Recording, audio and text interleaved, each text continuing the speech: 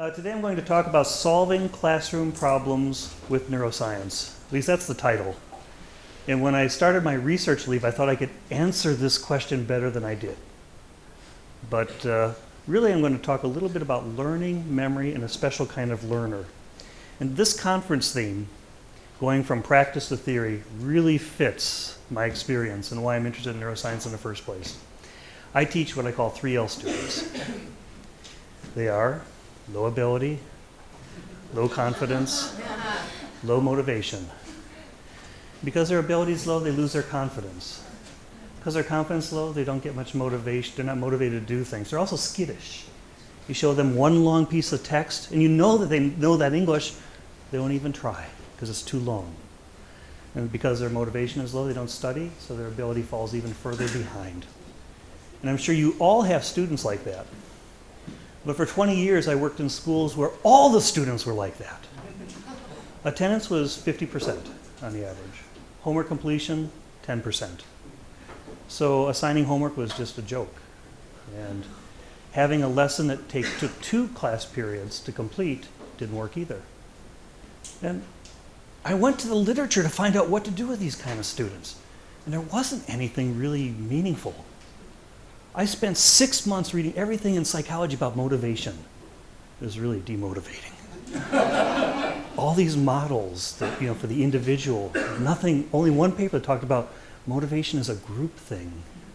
And getting your students to know each other early is going to help their motivation in the classroom. But I found some things that work too, like activities where they're making friends with each other.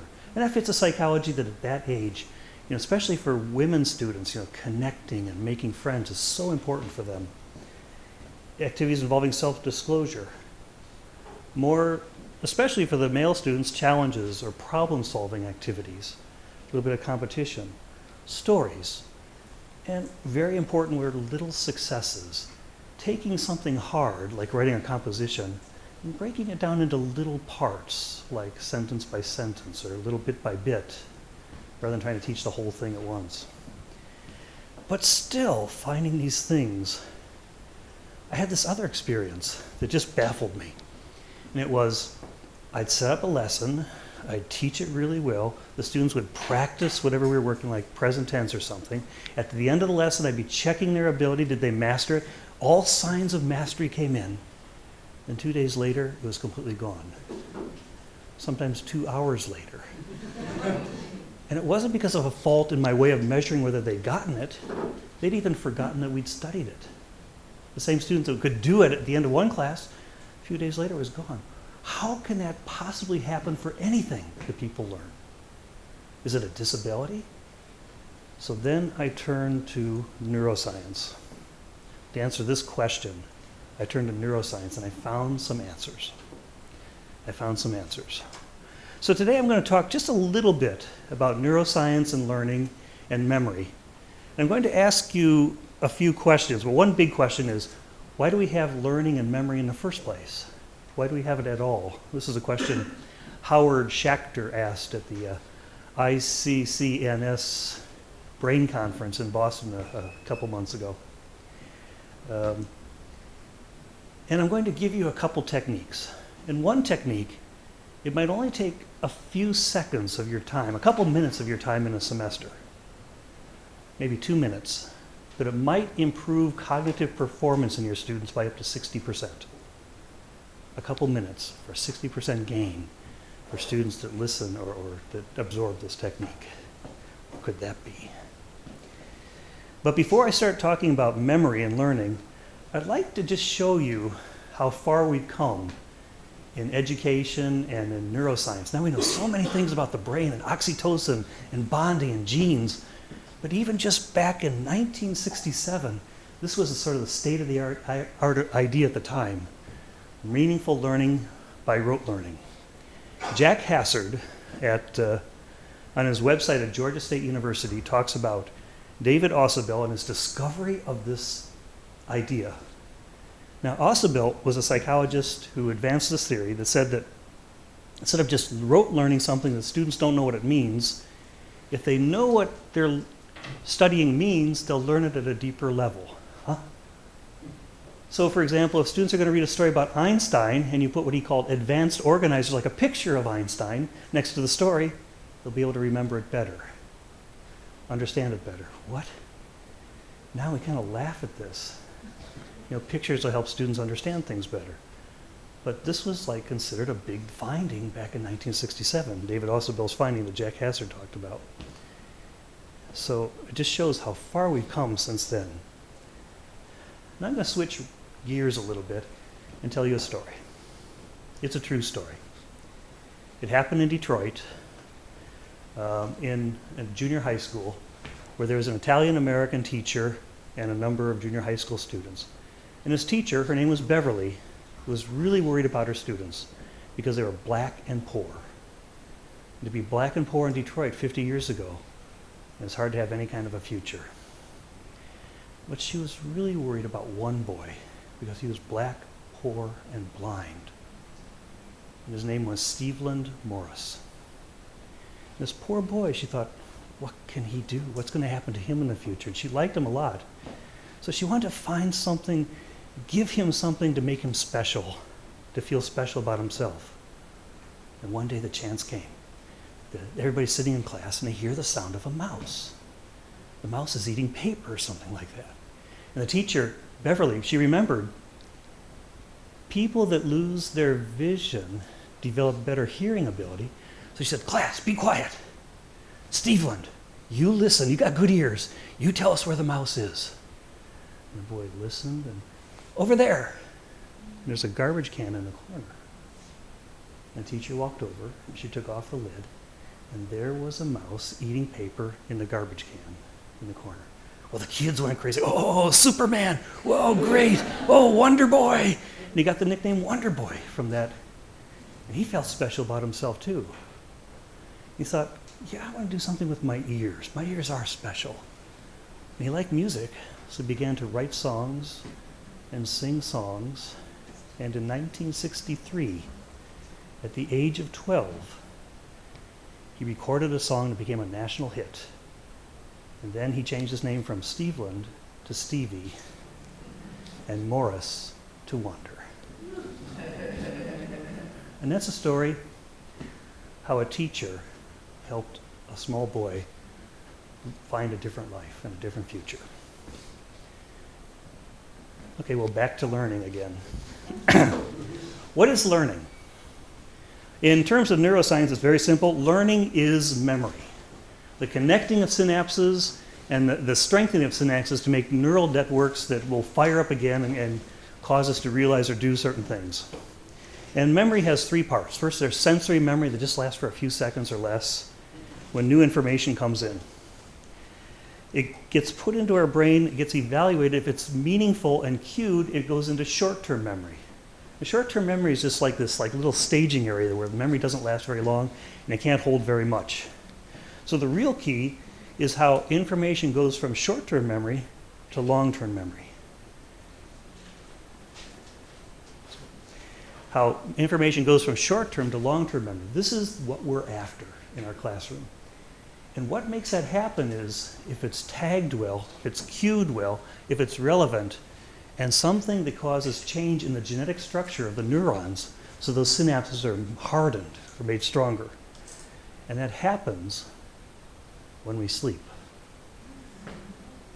We tend to think of sleep as downtime, but actually our brains are more active in certain stages of sleep than they are when we are awake. Scientists put rats through a maze and watch their neural firing patterns when they're learning this maze. Then they would watch the rats asleep. They would see the same patterns firing again and again 100 times. And we know that through Eric Kandel's research, through repeated firings, those synapses would get hardened and stronger and new synapses would form as well. And that's when learning happens. So sleep is so important. If you don't sleep, you don't learn. And not just the new information that goes into long-term memory that night, but once in your long-term memory, it gets reformed and connected to everything else while you sleep, which is why sometimes when you're pondering a problem, you wake up, I got the answer. Or you understand things better after a week of sleep than you do the first time you learn it. Well, sleep is so important. One of the big discoveries from neuroscience, and something very important for teachers to know, But I'll let Ralph Pesculi tell you about that. One of the tragedies in the United States is that students do not get enough sleep. And studies now looking at learning at grade point average, many studies show that a student who doesn't have 9 or 10 hours is unlikely to make good use of classroom time. Ensuring sleep is probably more important than doing more homework. You need 3 things to be healthy. You need a good diet, you need regular exercise, and you need a lot of sleep. We know now about diet, everyone knows about exercise, but few people know about sleep. People think that cutting back on sleep is trivial. It's just a matter of toughing it or gutting it out. But, there's increasing research now following people for decades showing that people who are short sleepers die significantly earlier than people who don't. Yeah, in fact, the American Sleep Association said that sleep is the #1 cause of death from illnesses in America, heart attacks, things like that. It might be related to obesity. It's more dangerous for drivers to not have enough sleep than to be drinking alcohol or to use a cell phone. There's more and more information coming about sleep. School areas in America that changed their starting hour 1 hour later, grades went up in every subject. Well, there's so much research on sleep. So how much sleep do kids need?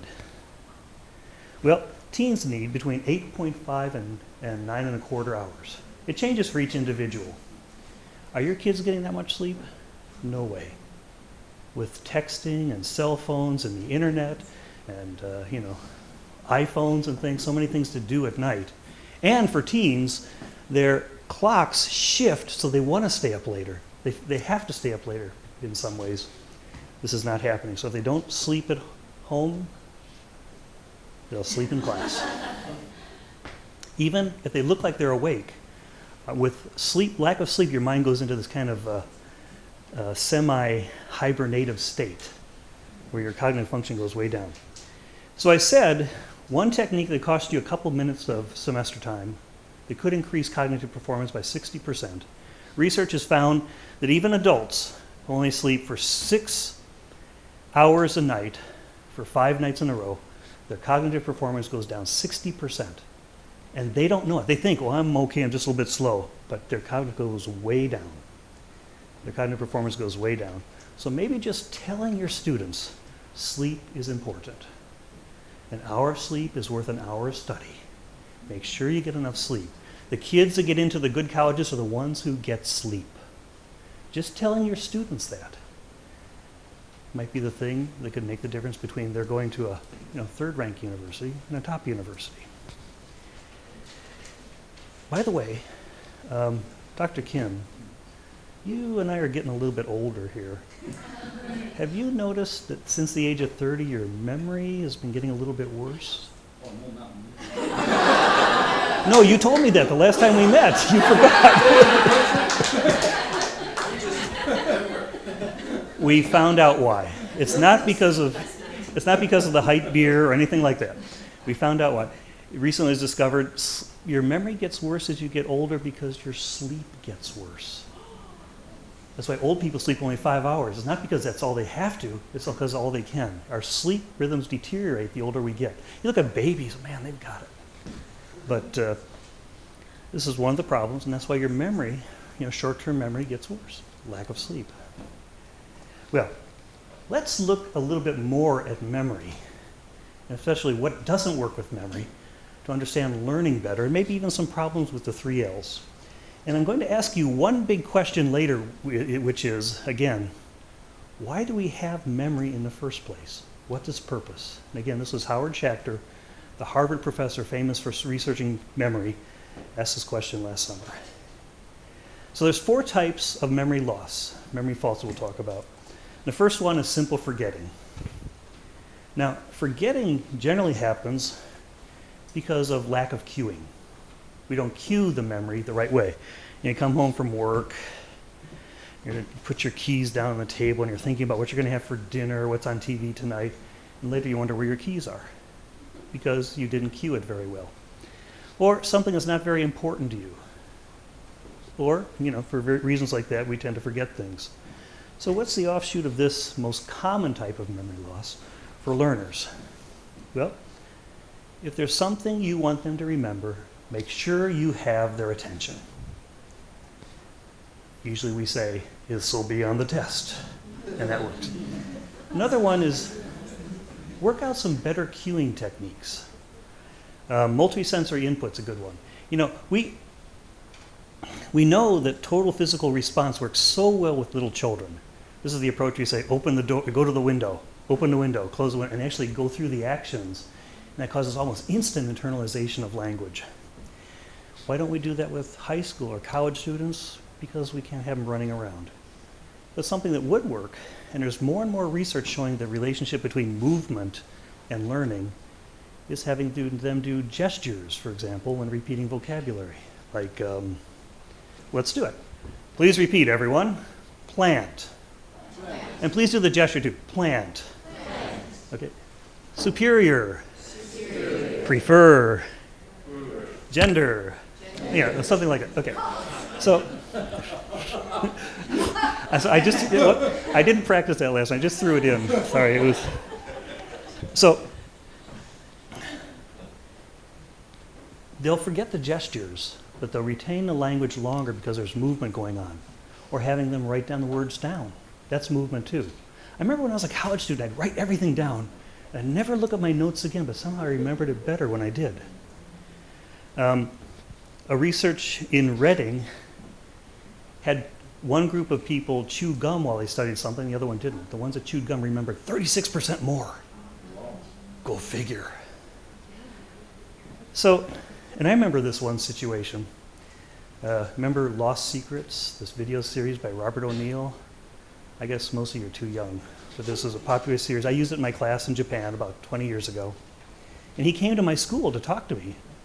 And I was talking to him, and here were two students next to me that I'd taught the year before, not even this year. I'm talking to Robert, and I said, well, what do you think about it? I said, I don't know. I heard this soft voice, plant. She remembered that gesture and it stimulated that response instantly. Even though we only did it like, 2 times in class. Well, the third way to help eliminate forgetting is, well, of course, comprehensible input is so important. We know that. Mr. Krashen, we know that. But another word that he's used recently is compelling input. Our brains are built to remember what's meaningful to us. Our brains don't remember anything. It's built to remember what's meaningful to us. And I'm not even going to explain why. Instead, I'm going to prove it to you and give you a quiz. Now, at the beginning, I gave you a meaningful learning explanation and a story about a blind singer. And never mind his stage name, but do you remember the 2 names in each of these? The 2 places, or if you're really good, the 2 years? You do, write them down. Or just think of them to yourself. There are 2 names in each of these, 1 place in each, and 1 year.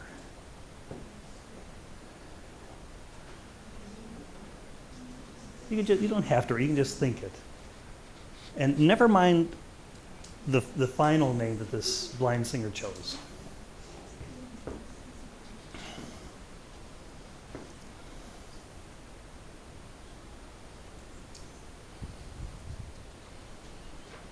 Well, the answers are, in the Meaningful Learning lecture, David Ausubel, Jack Hassard, Georgia State University.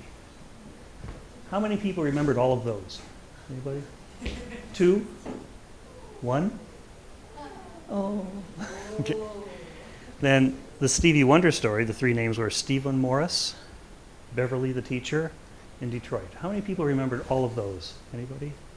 2? 1? So we see a lot more people remember the stuff from this side than this side. And why? Because it was more meaningful. It was meaningful from experience. It's kind of a touching story. Also because the format, this was put in an explanation. And explanations are not brain friendly. Stories are. Our brains are built to process and remember things from stories. In fact, I just ordered this book, Wired for Story, but I haven't had a chance to read it yet. So, what's meaningful and compelling to us, we remember longer, and it's all because of dopamine. which I'll be talking about later today. But dopamine is really the great neurotransmitter. What's the author's last name? The book? Yes. Cron? Lisa Cron. C-R-O-N? Yes. I haven't read this book yet, so I can't attest. It's more about presentation style and how stories really sway people. But the reason these two things are powerful is because of dopamine. Dopamine is related to permanent learning, neural strengthening, neural connection strengthening, things like that. And it's released when we feel good. I'll talk more about that tonight.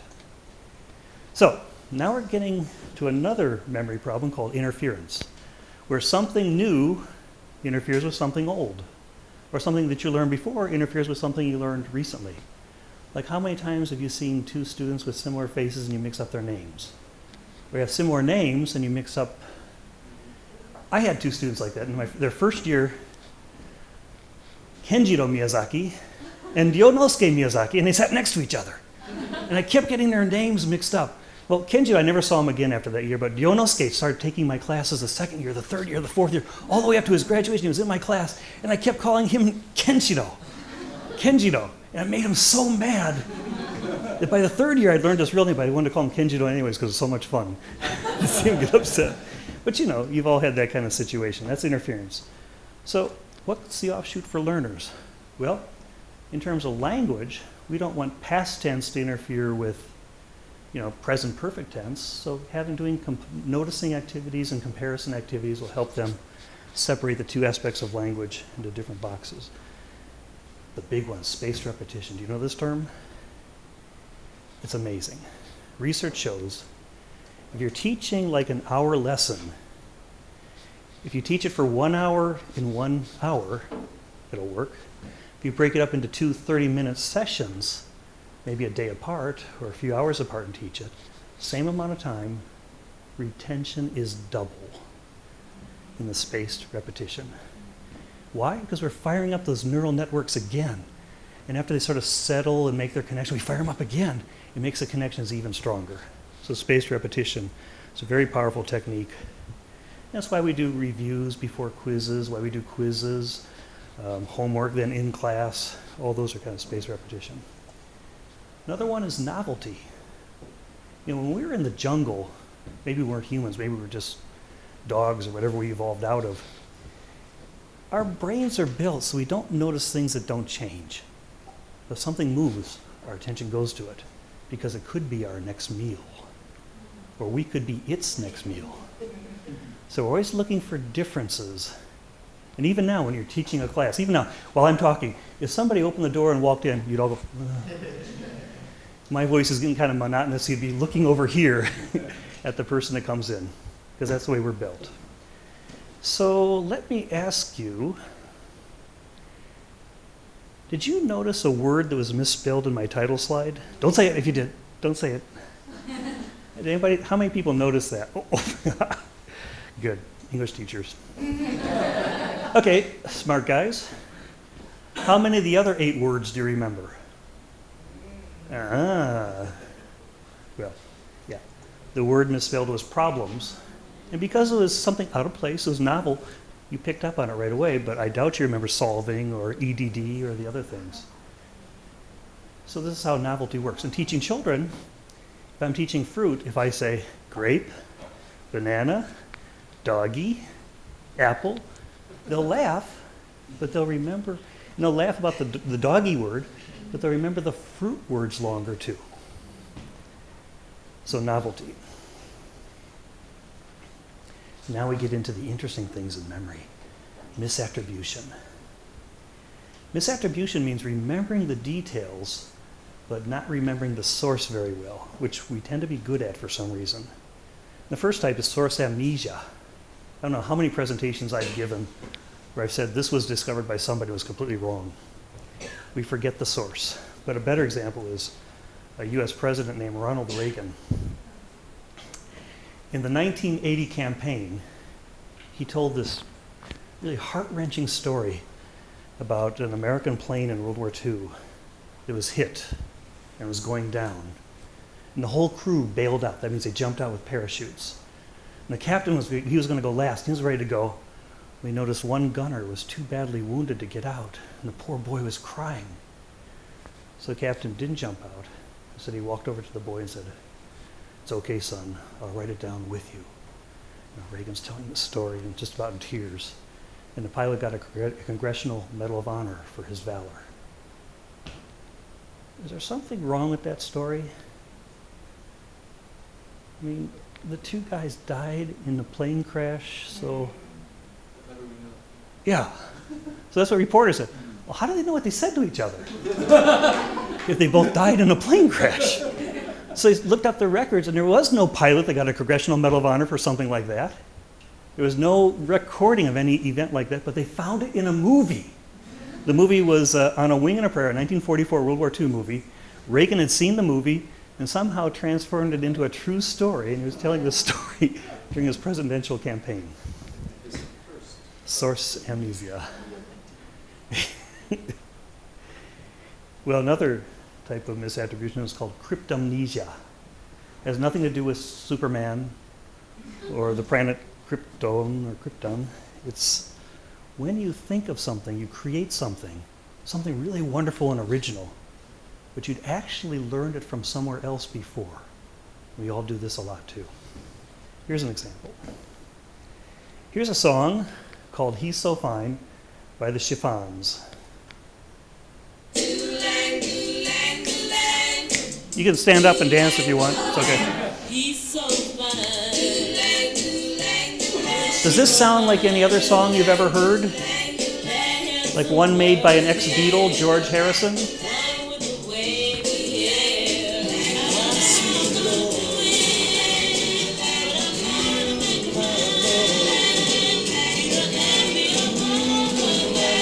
Okay, Chiffons, I want you to stop.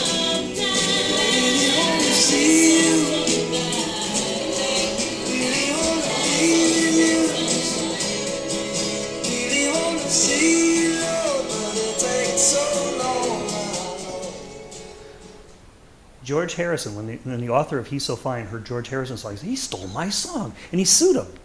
And George Harrison, "Well, yeah, I'd heard your song when I was little, but this is my completely original product."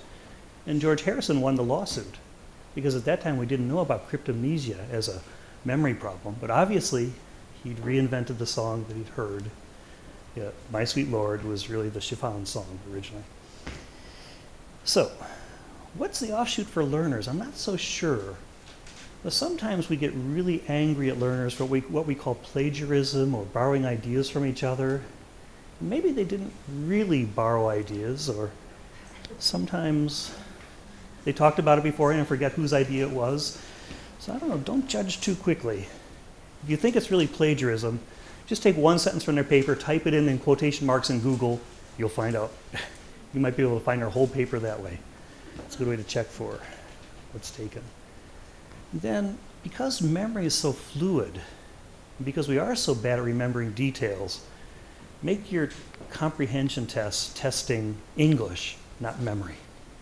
And most of the entrance exams I see in Japan are really testing memory at a time when memory is at its weakest, when we're in a highly tense, stressful, traumatic situation, when our brain's releasing cortisol, which shuts off memory formation. We're testing memory in too many of our tests. And now we come to the last memory problem, one discovered by Elizabeth Loftus, and really interesting and really much more common than you might realize, and it's called false memory or implanted memory. Now, it started with her when she was 14 years old. Her mother drowned in the family pool. It was a very traumatic experience for her.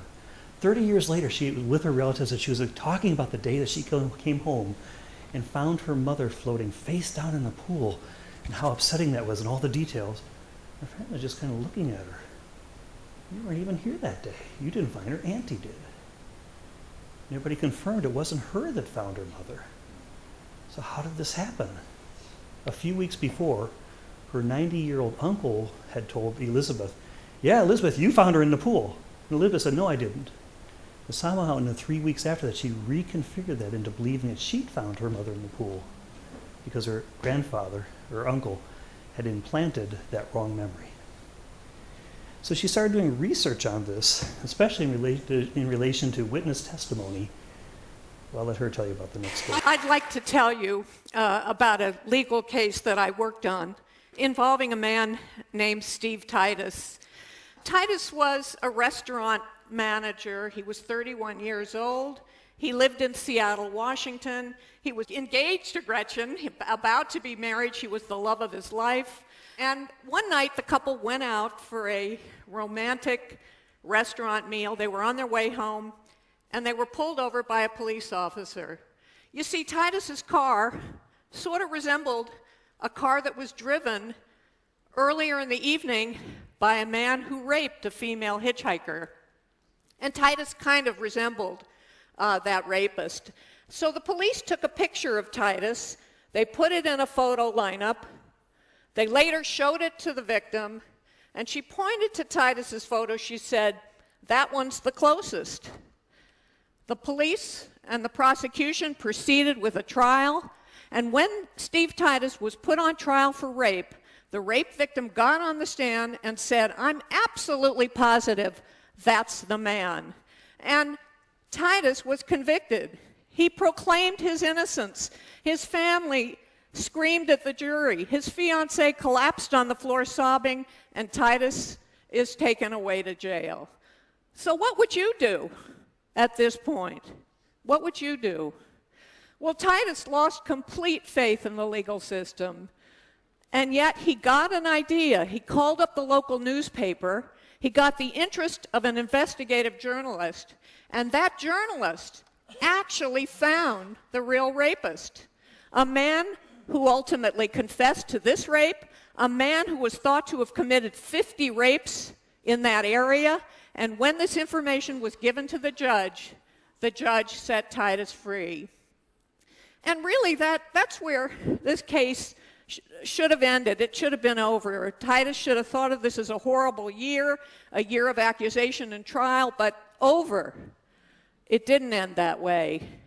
Titus was so bitter. He'd lost his job. He couldn't get it back. He lost his fiancée. She couldn't put up with his persistent anger. He lost his entire savings, and so he decided to file a lawsuit against the police and others whom he felt were responsible for his suffering. And that's when I really started working on this case, trying to figure out, how did that victim go from "that one's the closest" to "I'm absolutely positive that's the guy"? Well, Titus was consumed with his civil case as he spent every waking moment thinking about it, and just days before he was to have his day in court, he woke up in the morning, doubled over in pain, and died of a stress-related heart attack. He was 35 years old.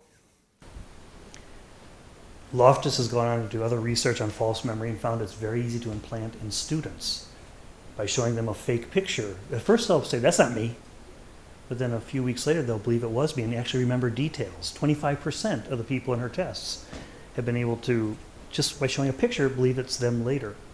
That all the testimony in courts about "my father abused me, my mother abused me," all this repressed memory stuff, there's been no research in the literature that supports such a thing as repressed memory. In fact, the opposite usually happens. If you have a really traumatic experience, you remember it very clearly, you don't repress it. So she's found that because of in the therapy techniques, did your father ever touch you when you were a baby? Do you remember your father touching? Hearing that stuff would cause that memory to become implanted. There's been many cases that have been overturned because of that kind of information. Well, it's really fascinating stuff. And it happens a lot more than we think. And when it comes to the offshoot for learners, I don't know what to say. But she said, well, maybe it could be used as a tool. Maybe we could implant positive memories in our learners. Like you meet third-year, Kim-san, and you say, "Hey, do you remember when you were a first-year student, you were really good at English and you loved it?" Now, you're laughing, but I'm actually doing this with my 5-year-old daughter. From infancy, she's hated to eat what we call yasai, vegetables. She won't eat salad, she won't eat broccoli, she hates it. And when she turned 4, I started telling her, "Hey, remember when you were a baby how much you loved salad?" Because she still hates to eat salad. I said maybe 3 times over the year I said that. And lately she's been eating salad first. So maybe implanted memories can be used as a tool to help people. Well, maybe just another thing is we have to be more forgiving to people because of their loss of memory.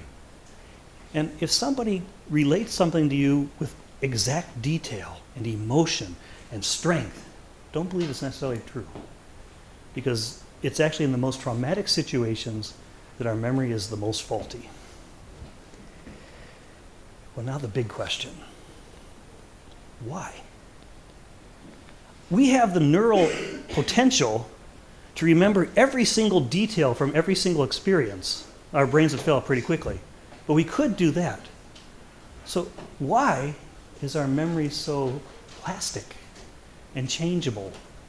We're very good at remembering gist. We're very bad at remembering details. Why? In fact, if you can figure that out, then you can answer the Schachter question, which is, what is the sole purpose of memory? Okay, take a couple minutes and think about it. Maybe discuss it with somebody next to you. Maybe about a minute. And I'll tell you in a bit. Okay, any volunteers? Isn't it because our memories are a byproduct of our neural networks, and when we remember something, these networks fire, and we don't do the same thing every time we... Oh, you must have attended Robert Murphy's presentation last year where he talked about that. Yeah. Every time we remember something, we're firing up those networks again and they're reshaping them. So there's no such thing as memory in a sense. But that's not really the reason. There's a purpose. I mean, that's part of it, yeah. Survival. Why? Yeah. Wouldn't it be better if we remembered everything exactly? No, you're right. Both of you are right. And they're both great answers. And Howard Schachter said it. I changed his name already. He said, we have memory so that we can predict the future. And that's all it's for. So we can predict and plan for the future. So you got it, I could tell. Yeah, right. So we can predict and plan for the future. And research has shown this. People like H.M. that had no short-term memory could not imagine what he would be doing an hour from now or a day from now. People with amnesia had real trouble planning stuff for the near future, like what date to meet again. So memory exists so that we can predict and plan for the future. And that's why, remember, the gist. We put all of our collective memories into one little bag instead of keeping them separate. You know, if we're walking through a forest and suddenly a wolf comes out, we have to go through each individual memory of a wolf. Well, there's wolf in this word. There's a wolf on my bag. It's a picture of a wolf. I heard the word wolf when I was in elementary school. If you have to go through each individual memory of a wolf and try to match up which is most identical to this situation, we're already eaten. But by having the gist, this plastic collective memory, then we can react right away. So that's why memory is faulty. It's, as you said, it's a survival mechanism. And every time we remember something, we're then reforming those neural networks and combining them. And in sleep, that's happening too, even when we don't remember it. And that's exactly right. So what's this have to do with teaching 3L students? What's the offshoot? I'll skip that about memory, but a couple of things I mentioned today are things that are important are remember that telling them about sleep is important. Work on ways of cueing information better. Experiment with spaced repetition. Remember to test English, not memory. Be forgiving for people because of their memory problems, and yourself. And maybe most important of all, use dopamine to increase learning. Frame language in meaningful content. Because why does language exist anyways? And memory? Well, language exists because it's the voice of our genes. Well, I'd like to give you a little memory test now. I'm going to say some words. Please don't write them down. I'd like you to remember as many of these as you can. At the end of this long day, we'll see. Okay, ready? Here we go. Bed. Rest. Awake. Tired. Dream. Wake. Snooze. Blanket. doze, slumber, snore, nap, peace, yawn, drowsy.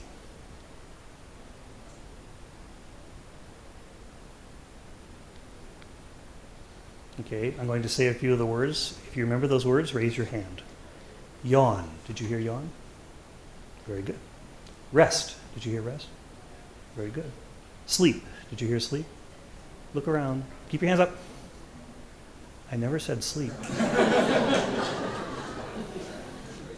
But up to about 60% of the people that go through this, what's called a DRM paradigm, there's various, I chose kind of a bad one for this time of day. I should have done the sweets one.